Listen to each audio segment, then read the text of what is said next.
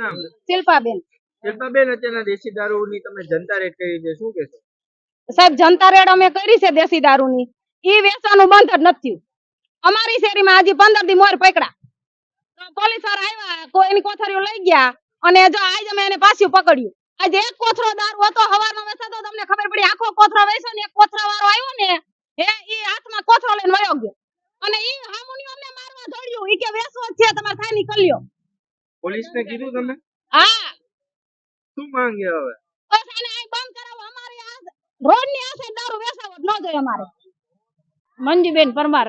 મંજુબેન, શું કહેશો અત્યારના અમે એમ કહેવા માંગી છે કે ચામરાનગરમાં દારૂ વેચતા હતા, ન્યાયમાં ચામરાનગર બંધ કરાયો તો હવે અમારા એરિયામાં આવીને છે, એરિયો કહેવાય અમારો.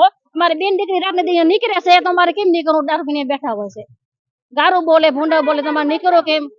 દારૂ બંધ કરો, બીજું કાંઈ નહીં. અમારે નીકળાતું નથી, અમારે નીકળાતું નથી. પોલીસને બોલાવ્યા? હા, પોલીસને બોલાયા છે. હવે શું માંગ છે તમારી? પોલીસ કાંઈ ન કરે, તમે રાજકોટ રજૂઆત કરશે. શું માંગ છે તમારી? દારૂ બંધ કરો અહીંયાથી.